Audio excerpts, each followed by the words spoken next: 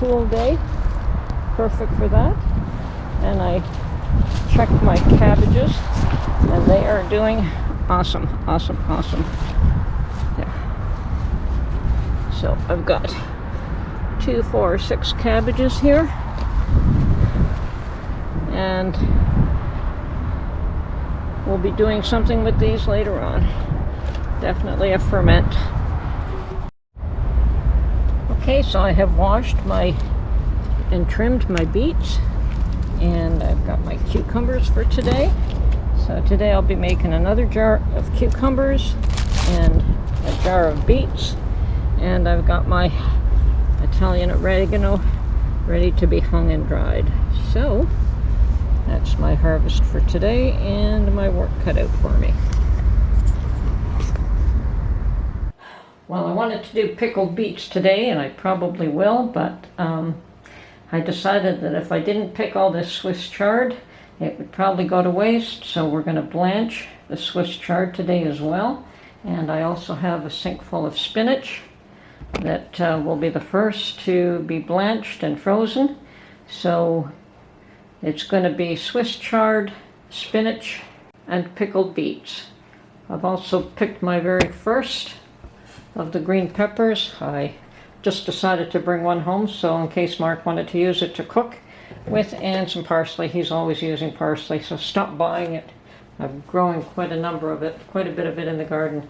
Now the peppers I really don't want to pick until they turn red, but the odd one here and there is fine. Okay, I don't have many beets, but these did come from my garden, and it was the first year I grew them, so I'm going to make pickled beets from my own produce. And I have some small ones here that they'll get processed as well. Now I do have a recipe for making 4 pint jars. This will probably make 1. So I will put the recipe out for all 4, but I'm going to have to probably downsize it for my purposes. So I'm just going to leave a little bit of stem on each one, and then I'm going to boil them until they're tender. And if these turn out nice, I may go out and purchase more and make another batch of them, but this is a good start for me. And if you plunge them in cold water like that, they should peel quite easily.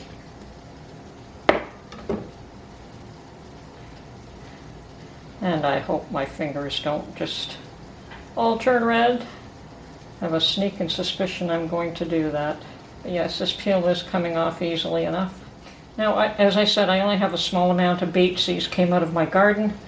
Have made pickled beets in the past. Nobody really ate them. So this is why I'm just making a small quantity right now to see if things have changed, because it's been years since I've made them. And if so, perhaps coming out of your garden makes a difference. Certainly I find that with just about everything else. Much tastier. Mark raved about how the rutabaga tasted really sweet out of the garden. Nothing like the store-bought ones, he said. He was telling his friend that. So, okay, and yes, some of these are small, but I decided to process them anyway because I don't have a lot of them. And this should get me, 1 pint jar. I may do them in half pints, so do 2 servings.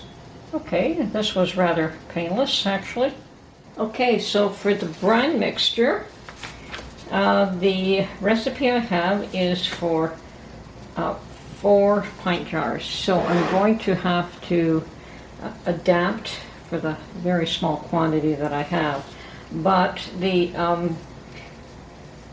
for 4 pints, you would normally have about 40 odd small beets, and I've got a mixture of perhaps 10, and you would want 2 tablespoons of salt, and a pickling salt. Well, I use sea salt, which is much the same in my eyes. 1.5 cups of white sugar, and of course once again I'm going to be modifying this to a smaller size, about a quarter. I'm going to go about a quarter of each of these recommended. And they want 3 cups of white vinegar. So I've got pickling vinegar here. I'll be using that. And 2 tablespoons of pickling spice mix. So I guess I've got another reason to use my pickle mix. And 1 cup of water. So that would be the recipe for 4. Now I have to modify it and size it down for 1 pint jar size. We'll be using a tea strainer for my pickling spice. So we're going to let this come to a boil, and we are going to let it simmer for about 10 minutes. I almost forgot to put the spices in the pot, but I just remembered in time, and now they will be simmering along with everything else in this pot. Okay, I do plan to water bath can these, so I have prepared a pot on the stove. I have decided to use my little half-pint jars. I've got 3 of them. They'll probably only take 2. So I've got those ready. I've got my lids ready, my rings ready, and my vinegar ready as well. Okay, and I have decided that I will cut these in slices. Now you can certainly do chunks, you can do slices, you can do whatever you like. And certainly there are some here that are too small to do too much of anything with. Maybe I'll just half those. And I've got them maybe 1/4 of an inch thick, maybe a little thicker than that. But once again, this would be your preference. And actually these bigger ones, no, I think I'll leave them in slices. I was just going to do them in halves there, but no, there's no point. I may not have enough brine. I think I'm going to add a little bit more brine to this. So I'm just going to double what I did the last time, which would have been about half the recipe here. Okay, and I expect that I will have excess brine, but I'd rather have extra than not enough. So, okay, so I have my pot of brine with pickling spices simmering here for 10 minutes. Now I'm going to add my beets to that and let it boil for a minute or 2. Bring it back up to a boil. Okay, my beets and brine have come back to a boil, so I'm going to remove them from the heat. So at this point we'll remove the spice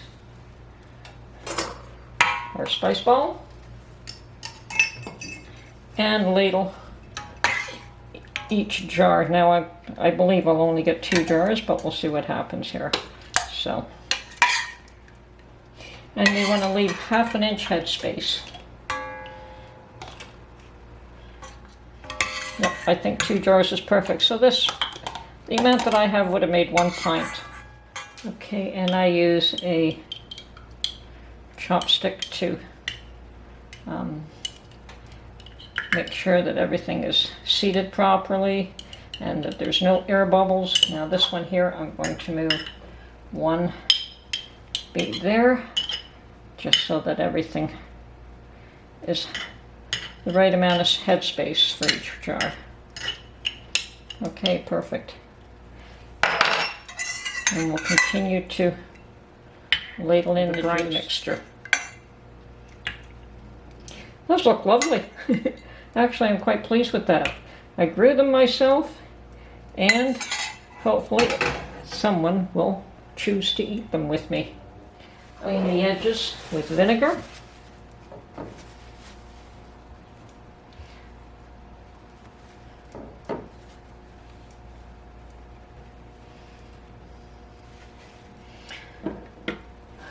And lids and rings. And then we will water bath process these for 35 minutes. Okay, we'll get back to you when they're done. Yes, I absolutely do have some leftover brine. I have no idea what to do with this. If anyone's got any ideas, I'm not going to throw it out this time. Let me know.